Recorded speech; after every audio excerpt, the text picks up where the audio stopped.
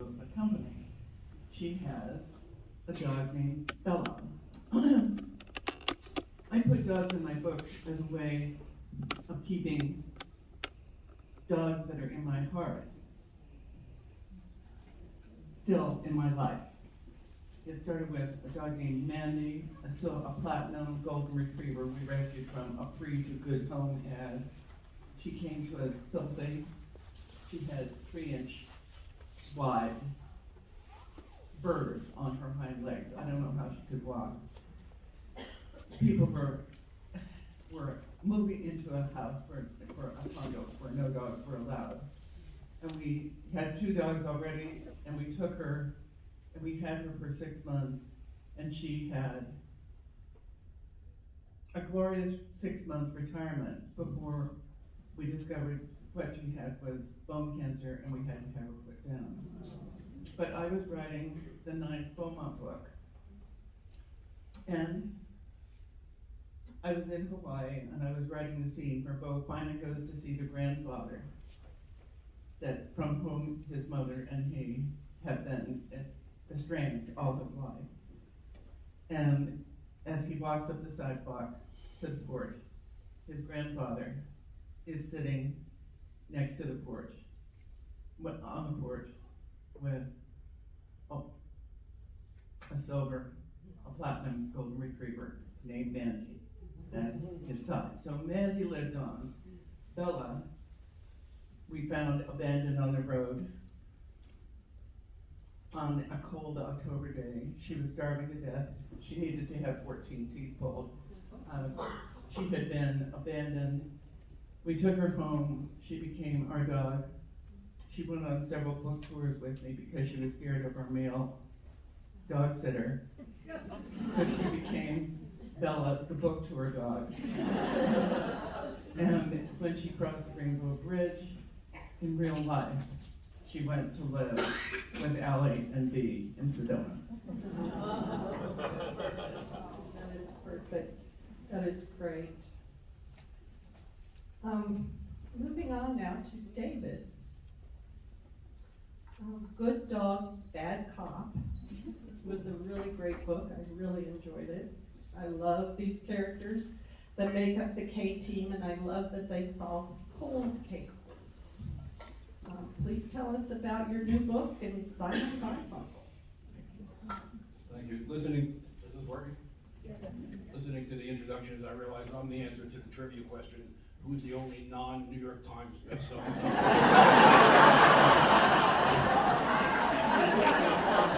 quite annoying, I have to tell you. I prefer being on panel with hacks. So I can't say too much about Good Dog, Bad Cop. First of all, it's a mystery, so I wouldn't be giving things away. But secondly, I've written 3 books since then, and I sort of don't want to get it mixed up. But it's a group called the K-Team, and it's a spin-off of the Andy Carpenter series. And it's all the same characters. In fact, Andy's in it as well, but the main character is a new person. And they do cold cases for the Paterson, New Jersey Police Department. And there's 3 murders that they investigate. And it's extraordinary, I'm telling you. I'm kidding. Anyway, When you write other books, it's hard to remember what's in that, and people think you didn't really it's write it. I literally forget the books 20 minutes after I write them. And they send me to galleys 3 months later to proofread, and I'm reading it like I'm reading it for the first time. I laugh at the jokes, I don't know. And I want to hear a little bit about Simon Garfunkel and your inspiration for Simon. Unlike my fellow panelists, I don't have such a wonderfully moral reason for putting dogs in my books. They sell more books. My 6th book came out, it was called Play Dead, and it was the first, and the books are doing okay, and it was the first one that really had a dog as a main character, and they put a golden retriever on the cover, and it sold twice as many copies. So now if I rewrote Judgment at Nuremberg, it would have a dog. And Simon Garfunkel is He's a police dog, and the reason he got his name is because I auction off for animal rescue the right to have character names in the books. And a woman wanted her dog's name was Simon Garfunkel, so that's where I got it. That's really inspiration. That's pretty cool, though. That's great. Bruce, I'm going to cycle back to you. Your signature writing style is to write in the point of view of your dog characters. Please tell us how that came to be. Oh, yeah, I didn't know that I was going to be the dog book guy. I thought I was going to write thrillers, and but all of my thrillers, I would get notes back from agents saying, so sorry to reject this, but it makes no sense whatsoever. But I got into writing dog. I was writing humor books, and then I'm just going to have to say it. I was divorced. I started dating this woman, and I just have to say, when you get to be my age, there's no point in dating. You shouldn't do it. It's so depressing and awful. And then we got to a point where she said, I'd like you to meet my parents. And I'm like, oh, for God's sake, are we really going to do that? Is that where I am? So we're driving up the coast of California. I'm sick to my stomach. It's a long drive to the Bay Area from Los Angeles, and we're about 2 hours out, which means we've gone about 3 miles on the 405. And she says to me, I could never have another dog. And I'm thinking, you tell me this now. So, of course, I'm going to let her out at the next gas station. But the next gas station was 24 miles, and I just didn't have the heart to shove her out of a moving car. So I decided to try to convince her that the love that we get from a dog is available to us from other dogs. You just have to open your heart to it. And so I made up a story about a dog who reincarnates, who never dies, reincarnates, remembers each life, and eventually comes back with skills learned throughout those lives to help him save his original boy. And she says, you have to write that as a book. So I wrote A Dog's Purpose, not realizing that was going to completely change my career. And so I really haven't indulged myself in writing humor books, I would say, until Love Clancy. Love Clancy's really funny. The people in it are quirky. They're irritating to me sometimes. I think they'll irritate you sometimes. But in the end, you're just going to find yourself laughing at the things that they say. And of course, Clancy's not laughing. Clancy's a dog and has his own worries. You know, it's not just getting rid of the cat, but he's also fallen in love with another dog. It's the most attractive dog he's ever smelled. And he can't seem to make the romance work because she seems more fixated on a Shar-Pei, and it's like a Shar-Pei's not a real dog. It's like a cat in a dog's body. So he's really upset about all this, and he keeps track of all of this in his diary. And I really think if you like funny stuff, and that used to be what I always did, was just funny. If you like funny stuff, I think you're gonna like Love Clancy. Yeah, it's funny. It's laugh out loud funny. Yeah, I enjoyed it a lot. So, J.A., I'm coming back to you. You write in several different series, and dogs of many different breeds play a role in almost all of your books, including a canine unit in your Joanna Brady series, which really inspired me.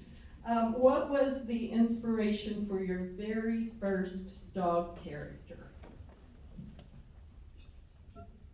My stepson went off to college, broke up with his girlfriend, went to the pound, got a puppy. Brought the puppy home for Thanksgiving. I housebroke the puppy, carrying him up and down the stairs in one hand. And then the son reconnected with the girlfriend. She hated the puppy. So the puppy became my dog. He was housebroken by then. And his name was Boney. And there was no way to tell when I was carrying him up and down the stairs in one hand that he was half German Shepherd and half Irish Wolfhound. He grew. And so the first dog character, I put it in Hour of the Hunter, the book that's the first Walker book set out on the reservation. And Davy Ladd has an Irish wolfhound named Oho, and Oho is Tahan Adam for bone. Oh, and the real live Boney did like broccoli. That is very interesting. That's great. David, you have, I believe, if I'm counted right, 26 books in your Andy Carpenter series. And according to Amazon, 2 more will launch in 2023, making that 28 books.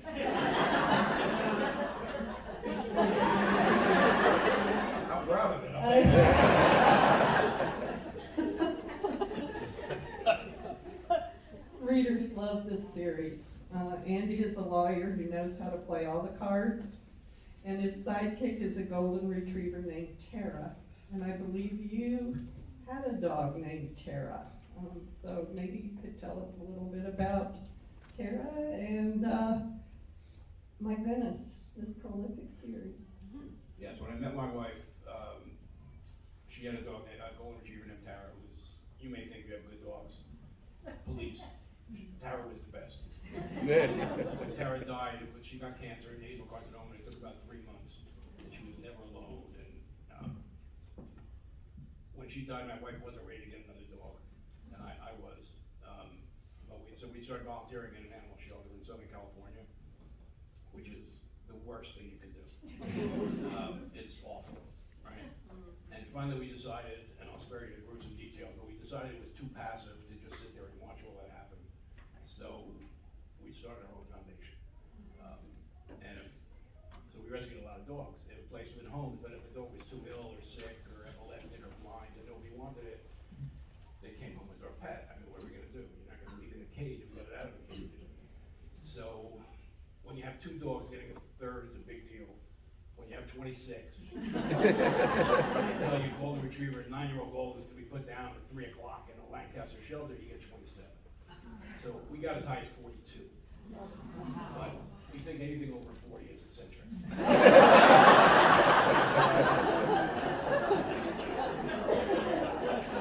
So anyway, so that's Tara's story. And now in Maine, it's a whole different, we live in Maine, it's a whole different ballgame because the rescue situation is great there. So we're down to 12. But 5 of them are 200-pound mastiffs. So in the Andy, I'll try to wrap this up. In the Andy Carpenter books, Andy has a dog named Tara, and he starts a rescue foundation because it's what I know. And it turns out now people email me that when they're in a bookstore, they take the book and they skim to the age and to the end to make sure Tara's still alive. So she in 2002 she was 9 years old. Now she's 7.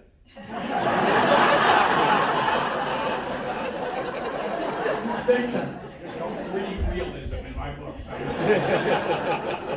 that's okay. I wanted to say one more thing, Margaret. Go right ahead.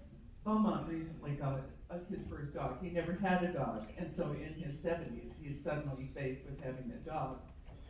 And he has his second Irish wolfhound now, but she was rescued from Puppy Mill in Southern California, brought to Seattle, and the dog does not like to be out in the snow. And Bo doesn't like it either, and so he got lazy and he let the dog sort of do her stuff on the porch. It froze. And he flushed it. And he had a plumbing bill.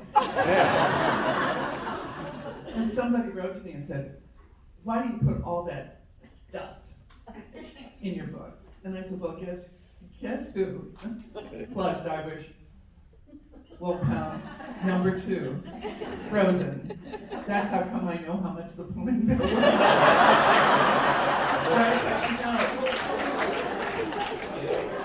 We have like a 50 by 50 cement area outside the doggy door, and then it leads to about 3 acres of woods that are fenced in. But in the cement area, it snows, then they go out in mass and do their stuff. Then it snows on top of that, and then they go out again. It's like this perverse lasagna. This is why he drinks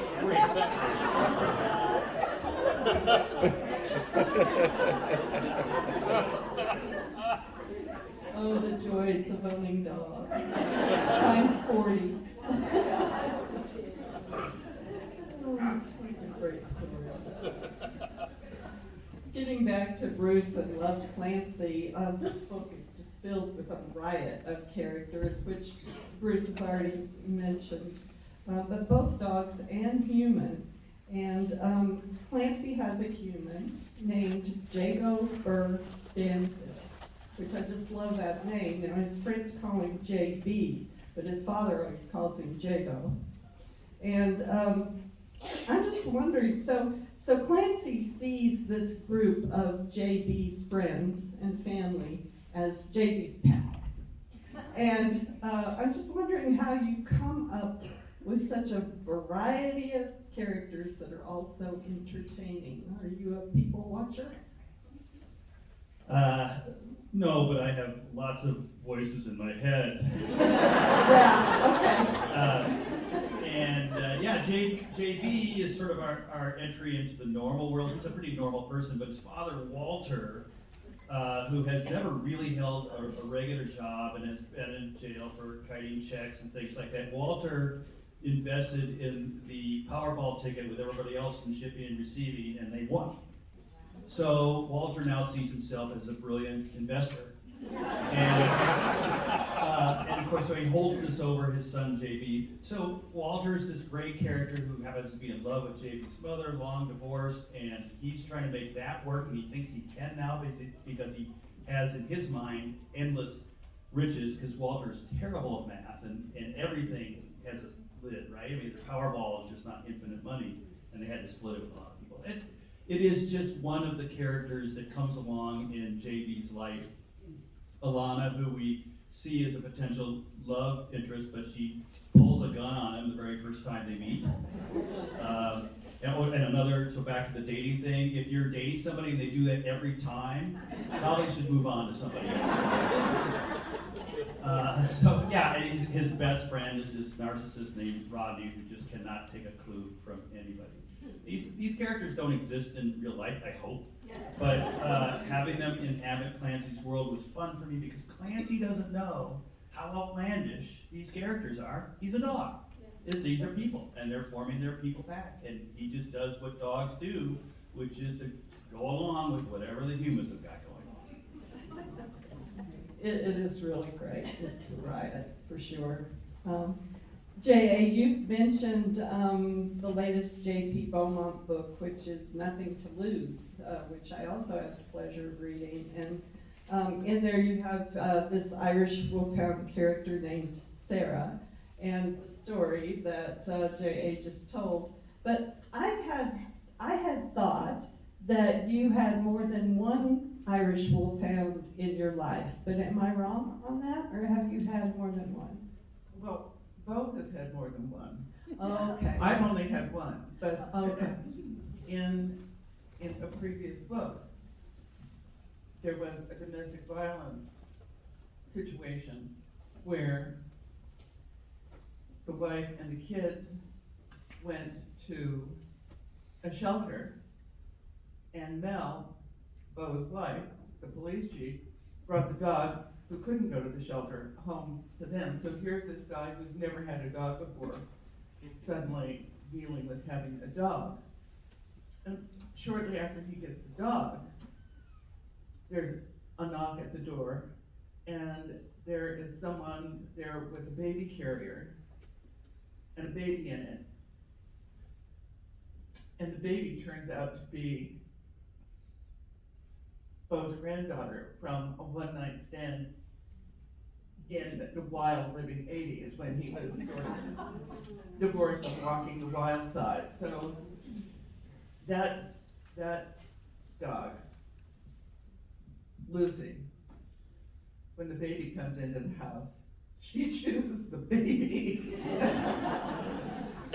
And when the baby goes home to Texas, Lucy goes too. That's how the second Irish wolfhound came into the picture. Thank you for clearing that up for me. I'm, kind of got confused over what's reality and what's fiction. As we all do. I think we should hear about your book. Oh, well, thank you, but I am here to highlight you all. So. No, you're not talking up there. I'll just briefly say that I write the Timber Creek Canine novels. They're mysteries. And they feature a deputy sheriff named Deputy Maddie Ray. She started out as Cobb. I've changed her name to Ray. And there is a reason for that, but we won't go into it today. And then her canine partner, Robo, and he's a German Shepherd, and a veterinarian named Cole Walker. And together they all solve crimes that take place in a fictional mountain town called Timber Creek, Colorado. So thank you very much. And we'll move on to a question for David. While we've been up here, David has already published 2 more novels.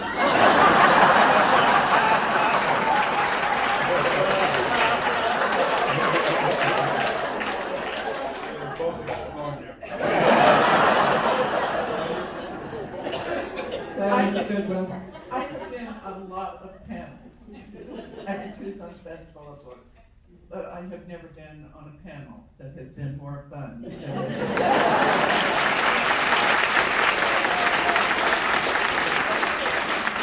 But dogs are fun, aren't they? Dogs are fun. So are dog people. Yes, so are dog people. David, the K team is made up of Corey Douglas, Lori Collins, who is Andy Carpenter's wife, and the strong and mostly silent Marcus Clark. And Simon Garfunkel makes up the canine part. He does the heavy lifting or the heavy biting, whatever you want to prefer. So what led you to spin off this series with some of the same characters from the Andy Carpenter series? Take a guess. Brass commercialism. I read some standalones, which I felt like was real writing. I mean, if you read the Andy Carpenter books, they're Andy talking in the first person, and Andy's the same as me, right? Our perspective on life is the same. So it was just like me talking. And I never learned how to write, and I was never a writer in my former life. So I started to write standalones, and that's more real writing. It's third person, and new characters, and I thought they were really good. But everybody thinks of me as the dog author. So so I decided this way I could write a new series, and it would still be connected to dogs and to the original characters, which people, if they like the books, have learned to like. So that's really it. David, you're way more fun than Albert Pace and Turkman. He's never said that to me before.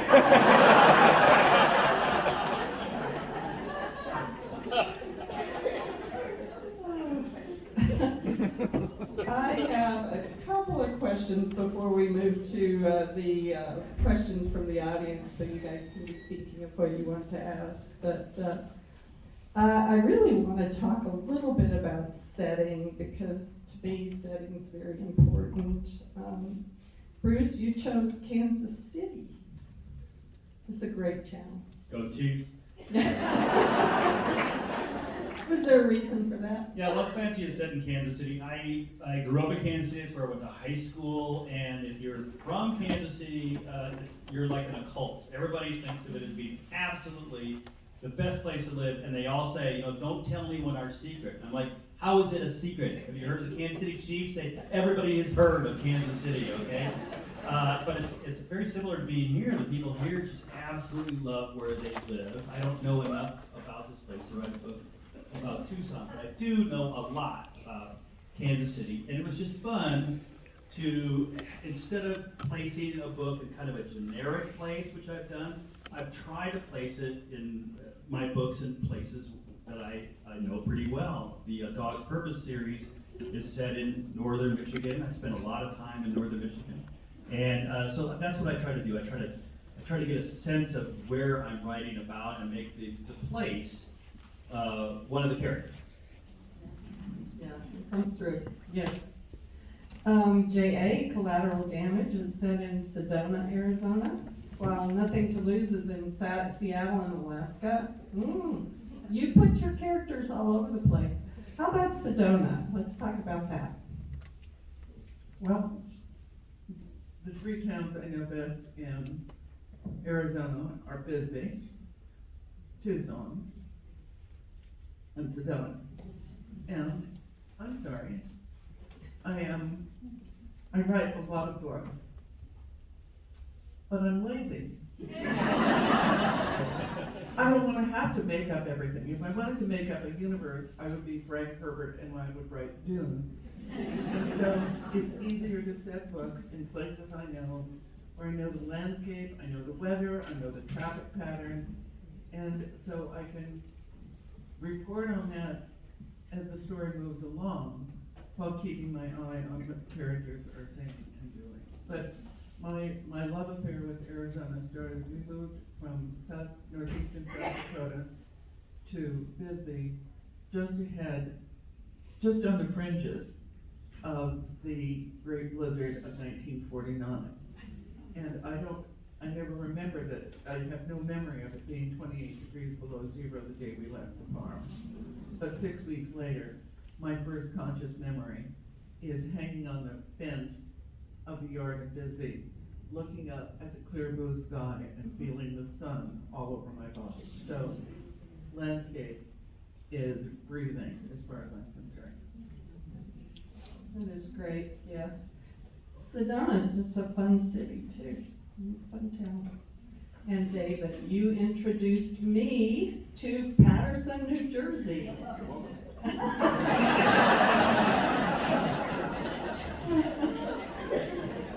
I think I know why you picked that setting. Is that where you grew up? Yes. Okay. Patterson, it was a great place to grow up. In fact, so great that every 2 years people go to Florida from all over the country, people who grew up in Patterson, and have Patterson Day, they call it, but it's a weekend, so it's like a reunion every 2 years. We're not stupid, we don't go to Patterson to do that. But I have just a quick Kansas City story. I was in movie marketing in my previous life, and we used to, when we had a movie that was a rough cut, that we would do a research screening to find out how people react, and we decided we want to see what middle America says, so we go to places like Kansas City. In New York and LA, you hand out these comment cards, and people are supposed to fill out what they thought of the film. In New York and LA, they throw the cards at you. In Kansas City, they sit there like they're taking an SAT. It was unbelievable how nice and helpful these people were.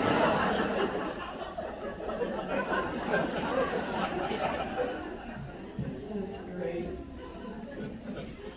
Okay, I'm going to save my other question just in case we need it later, but let's take some questions from the audience. Yes, sir. Okay, I got a couple of quick ones.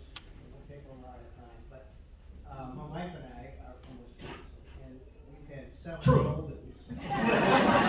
You said quick, I thought maybe. We've had 7 Goldens, and as you know, Wisconsin gets really cold. And you live in Maine now, David.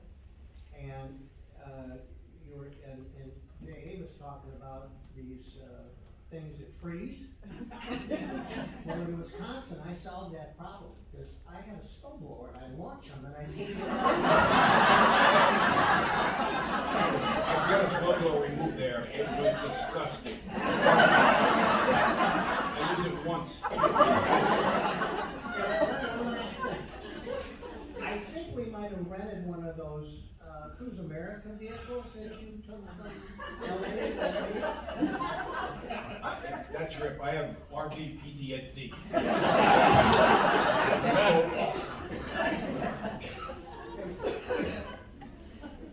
This lady right here. Yes, David, how much, you answered this a little bit, but how much of Andy Carpenter, I love the snarky humor, how much of Andy Carpenter is in you? I mean, he's thinner and younger, and he's a lawyer. And we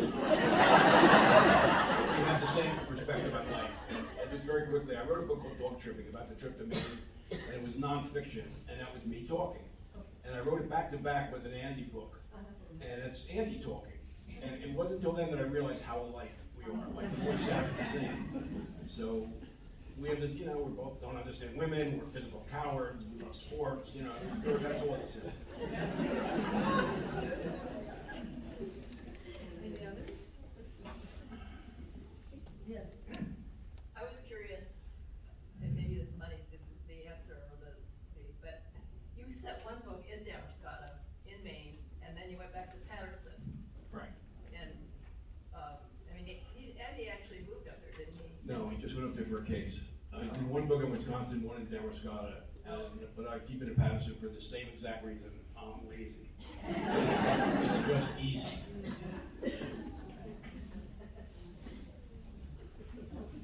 I got one more if I can ask. Okay. There's an author called C.J. Box. You know of him? Well, he writes Another a one of those New series. York Times bestseller type.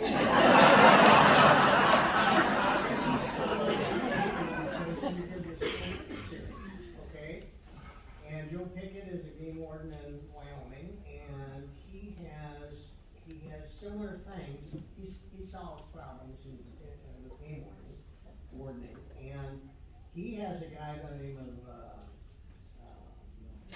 Nate Romanowski. And Nate Romanowski is just like another Marcus in a way, if you were familiar with that. I just wondered if you heard of him and. No, but I don't like him ripping off my character.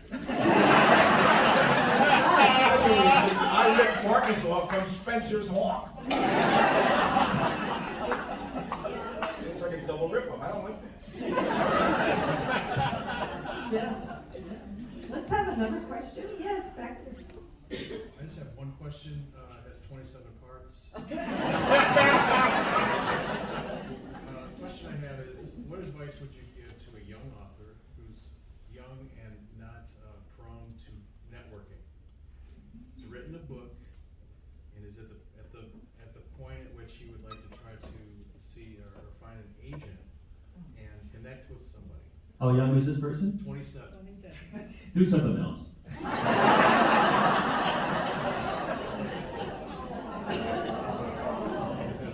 Well, I don't mind answering that because I wrote my first novel when I was in college. It was terrible, but I just assumed that from that point on it was going to be nothing but success, and I wound up writing 9 novels in my life that never got published, never got accepted, and never got representation, and frankly, never got any better than they were the first draft, and they were all terrible. And I don't mind saying that because I was learning my craft. And what I would say to a young person, what I say to everybody who says, hey, I've written a book, I say, great, right? What's your next one going to be about? Because in my mind, there's just no Harper Lees out there. I mean, there are, obviously, occasionally a Harper Lee. But I'm certainly not that person. So I always say, if you're really serious about this, it's going to take more than one book. The first book I wrote was 1,400 pages long. It never sold to anybody, and I am so grateful it didn't. Actually, I write a blog each week, and this week's blog, which is on my website, jajance.com/blog, tells the story of how that book came into being from an encounter with a serial killer here in Tucson in 1970, and how it led to my writing my first book in 1982. But that book didn't sell, but if you write a 1,400-page book, you've written the equivalent of 3 novels. And that was, I went to see an agent. She didn't touch the box. She said, cut it in half, so I did. And she still couldn't sell it. And so she suggested I write something else. I wrote the first Detective Beaumont book. So I think a lot of people who are lucky enough to get an agent on their first manuscript, if the agent can't sell the book, they fire the agent and keep the manuscript. I fired the manuscript and kept the agent, and she's still my agent 68 books later. Very good point.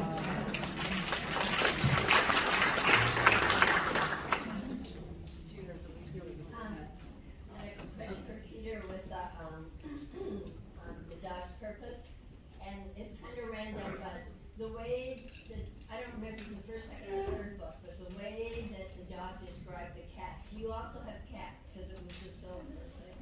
So first, just to be clear, am I the Peter in this question? Okay.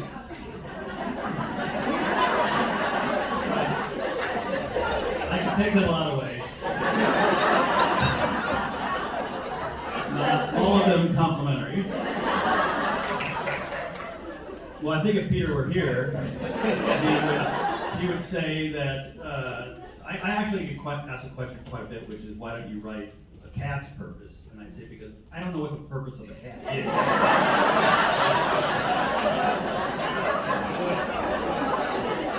I did have a cat. I loved that cat. The cat despised me for no good reason. And so cats are a real mystery to me, and I love writing from a dog's point of view because I think cats will be even more mysterious to a dog. I just think, and so in Love Clancy, Clancy doesn't just despise the cat. Clancy cannot understand the cat, and then encountering a completely different personality in a different cat is absolutely bewildering to Clancy. These are inexplicable animals. At least dogs make sense. But to Clancy, they're just an absolute mystery. Your first book that got made into the movie, I wondered what's your thoughts when your books come out and then you watch the movie? Oh, so I was lucky enough to be a screenwriter on all three of the ones that have been made, and one of them my writing partner and I were the only credited screenwriters. I say it like that because there's not a movie made that doesn't have somebody write a little something, but the question is about the credit.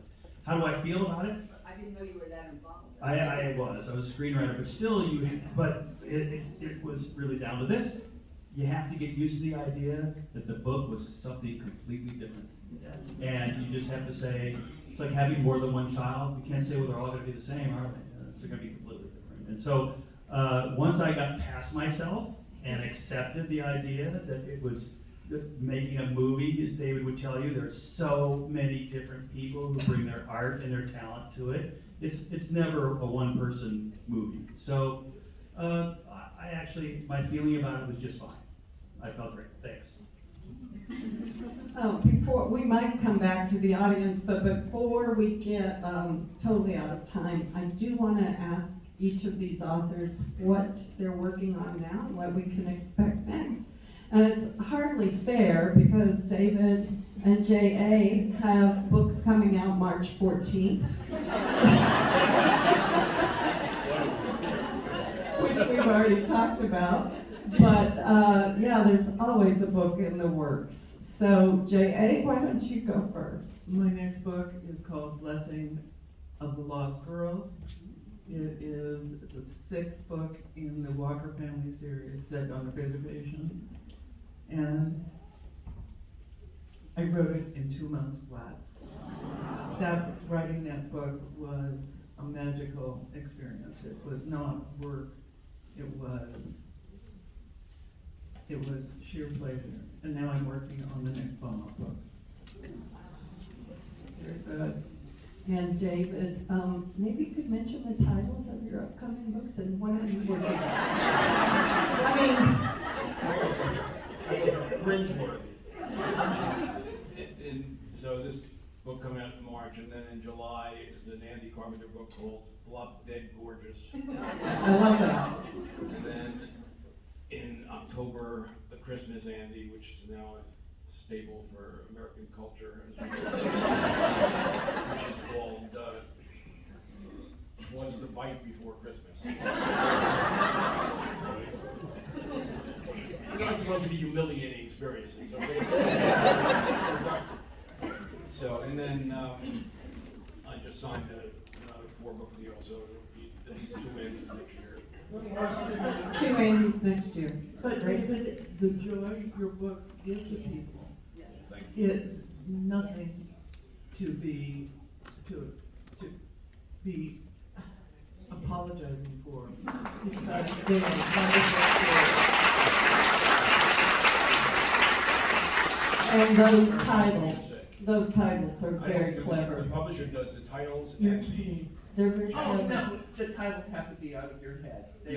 they do the title and the jacket. When that book, the first book to have a dog in it of consequence came out, Go Play Dead, it had a golden on the cover. And I wasn't gonna write another Andy after that, right? And then what would have happened to American culture as we know it? But it did so well that I agreed to write another one. And I don't come up with the story until I start writing. I just write it wherever it goes. So they sent me the book jacket 2 days later, and it had 2 dogs on the cover. It had a golden and a Bernese, right? So I literally wrote the book to the jacket. I don't think it's how Hemingway used to do it.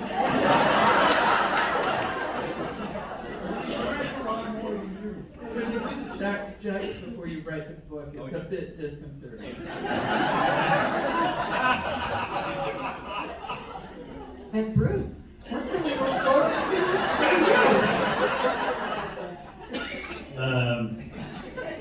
I'm actually launching on the most ambitious project I've ever attempted, which is an index of all David's books. I keep sending it back, and they say, he's written more, you have to add more.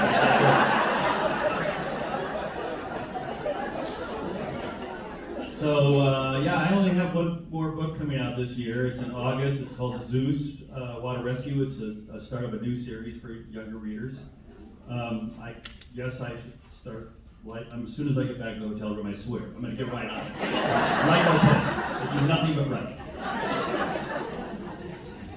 Yeah, August is just around the corner, isn't it? I think we have time for one, maybe 2 more questions. Yes, ma'am. I'm curious after your last comment, how much time each day do you spend working your craft for each of you?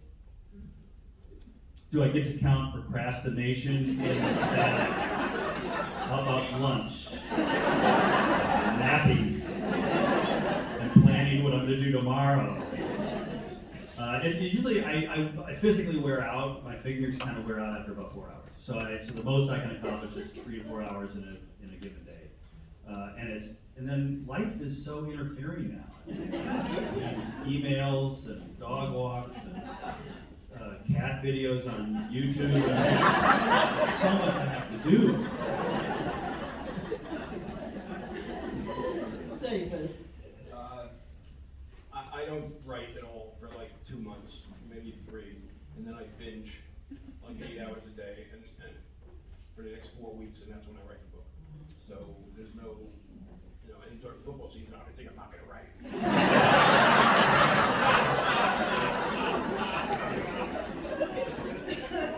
That's your schedule.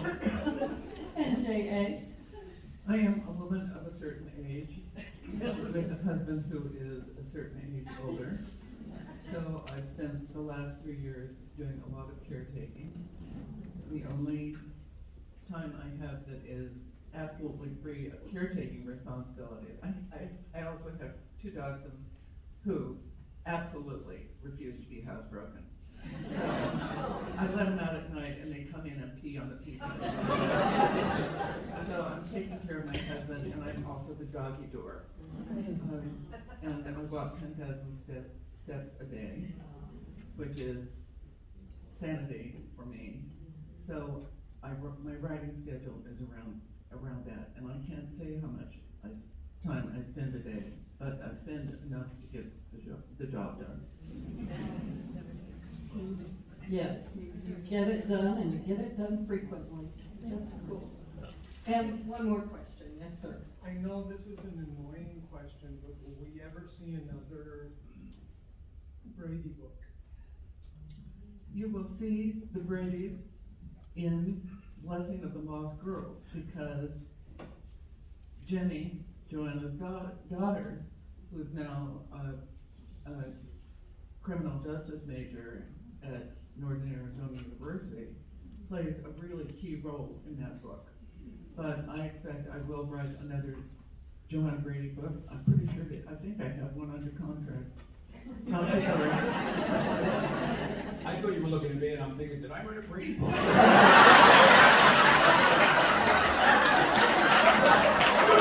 I would have answered, yeah, there should be one more.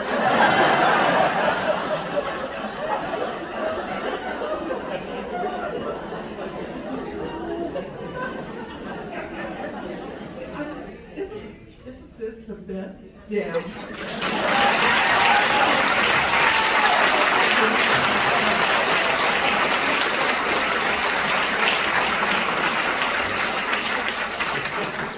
Well, it has been so enjoyable for me. First, I get to read all these wonderful books, and then I get to talk with the authors about them. So thank you, authors, for your participation today. And thank you to all of you readers for coming. It's been wonderful.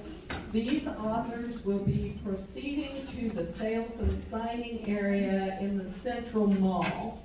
And we're going to have to clear the room quickly, so if you would like to talk with the authors, please meet us there. All right, thank you, thank